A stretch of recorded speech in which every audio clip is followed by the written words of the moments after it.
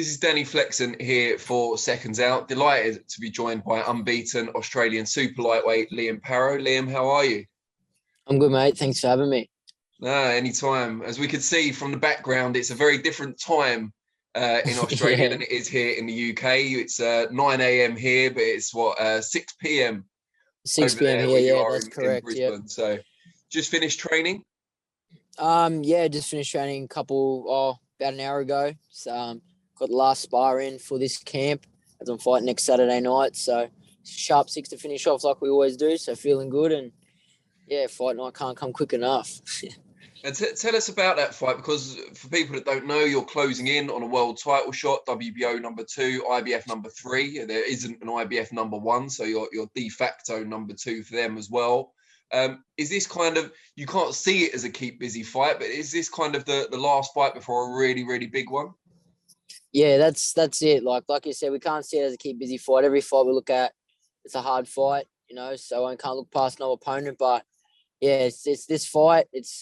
And then hopefully, yeah, we close the year off with a world title. And he actually called you out, didn't he? Ahead of your last fight, he called out the winner of your last fight. I think most people assumed it would be you.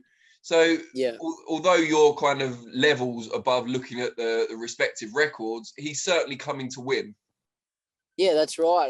My last fight, that was the number 2 guy in Australia in my division. He said he wanted to fight until he felt the power and stuff in the first round. He didn't want to be there. So it's like you said, there's levels to this, but all we hope for is this guy to come 110% and ready to fight. So.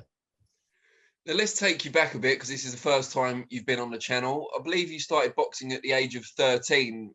Previously, you were doing rugby league. Is that right?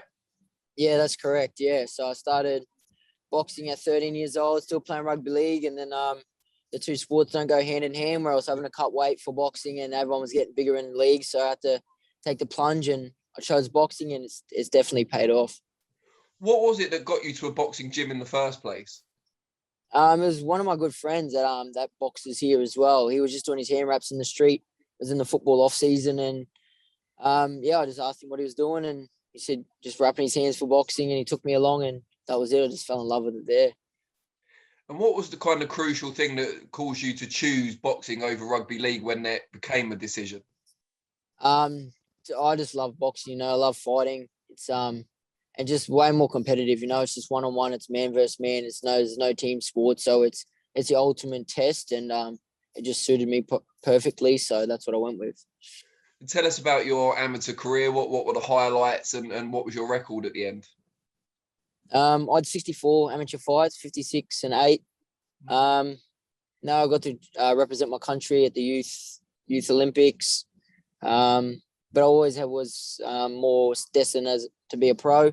Always was more interested in the professional ranks, and that's why I went pro at so young, at 18 years old. And then, yeah. Who did you look up to in terms of boxers and fighters when you were just getting into the sport? Just getting into it, I always liked Pernell Whitaker. I like his style, slick. Hector Camacho is a good fighter too. He was a good fighter. But yeah, like I said, I didn't watch heaps of boxing. I just liked the whole training and whatnot of it. Yeah. And I believe there was a personal tragedy that occurred when you were relatively young that kind of inspired you on your journey. If you don't mind, just tell us a little bit about that. Yeah, that's right. When I was 18 years old, I lost a best friend to suicide, which he was destined to be an NRL superstar, so rugby league superstar. And he took his own life in 2015, and that was a big key and big kick in the ass to push and go to that extra level. And and we made a promise. I said I'd be a world champion. He said he'd kill it in his side of it. And so I promised a promise. I made a promise, so I've got to do it. So that's a bit of motivation that pushes me every day, and then hard days to get out of bed. It's good to hear. Now you're, as we said, on the cusp of a world title shot. It seemed like it might be a vacant shot at the WBO belt against Jack Catterall. But now latest reports indicate that Josh Taylor may be defending against Jack Catterall in a kind of homecoming fight before he moves up to 147. What do you do during this period? Obviously, you're keeping busy, but do you keep an eye on what's going on with the politics side of it and where you are in the rankings, all that sort of stuff, or do you just leave that to your team? Yeah, well, I got the best team, so they do all that stuff. I just stay ready. You know, I'll be ready at the drop of a hat. I could do it on 2 weeks' notice. I'm always in the gym, always ready. So until something's set in stone, like we've heard a lot of different things of what's happening in the division. Sure, everyone's heard a lot of different things. So until it's set in stone, that's what we got to do. We just got to stay ready. At the moment, I've got this fight to worry about, July 24th. So we've got to take care of business there, and then hopefully, yeah, we've got to see what happens. But whoever's going to stand in that other side's it's not going to beat me when it comes to my shot. So. And Josh Taylor, great win over Jose Ramirez to become undisputed champion. I'm sure you watched it. What did you make of his performance? And do you see yourself maybe not fighting him soon because he is planning to move up, but at some point in the future? Yeah, look, Josh he's definitely the pick of the division, hands down. I rate him a lot as a fighter. He's a good fighter. Like you said, he's moving up. So my quest now is to dominate the 140 like he did. And then who knows, in the future, we could meet up at 147. But for now, it's just I want to be the 140 king. So that's where my goals are. And you were looking potentially at a fight with Casserole previously. I saw some comments on various boxing sites. What do you make of Casserole as a fighter? Very similar to you in a sense, in that he's proved the best of his domestic crop, hasn't fought much internationally yet, very young, unbeaten, and a southpaw, of course. Yeah, exactly. Well, he's obviously doing something right. You know, he's undefeated, I think 26 and 0. So he's obviously doing something right. I see a lot of flaws in him, as he probably does me too. So that's what fighters do. You know, we pick each other's flaws. But he's a good fighter. But I feel if I get the shot with him, I feel like I'm on a different level to him. And you said there you want to kind of emulate Taylor in terms of dominating the 140 division. Is that something that means a lot to you now? It's become a trend recently, again, for undisputed champions. Is that something that means a lot before you eventually move up?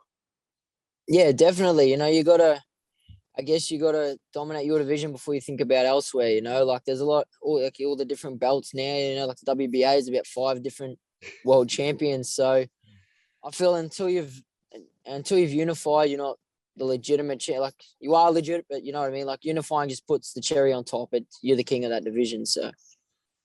Yeah. And we talked about moving up to 47. Is that kind of your limit, do you think, in terms of weight, or are you someone who wants to move up through the weights? Do you have the frame for it? Look, I make 63.5 or 140. I make it pretty comfortable. Make it good. You know, it's just at the moment, that's what my mind's set on. We're making it comfy. We got good fights here. I want to beat everyone at this division. And then who knows, you know, there's a lot of packed in the lightweight division too. So I could hold this weight and wait for them guys to move up. And so there's a lot of talent around in the divisions above and below. So yeah, we just have to see what happens. But at the moment, all my mind's set on is dominating 140. And for people who've never seen you fight before, or they're thinking about tuning in next week, what's your style? How would you describe your style? Look, I don't know. What would you say?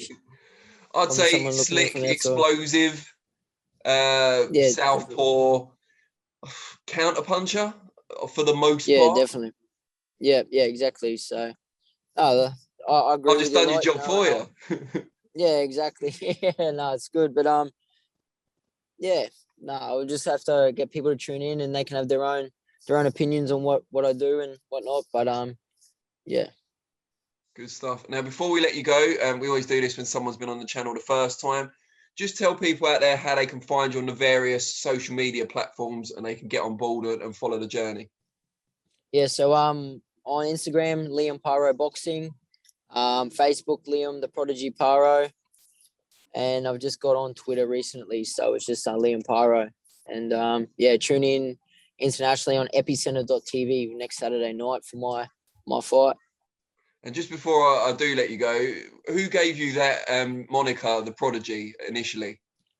My coach did early in the right at the start of my career, so it was a bit of pressure on top too, because being 0-0, no fights. It's pretty hard to be the Prodigy, but it's suited well because now We're gonna have to pick a new name once we win that title, though. There won't be no Prodigy no more. No, you've fulfilled your potential then. That's All right, it. great That's stuff. it. Well, you enjoy the rest of your evening.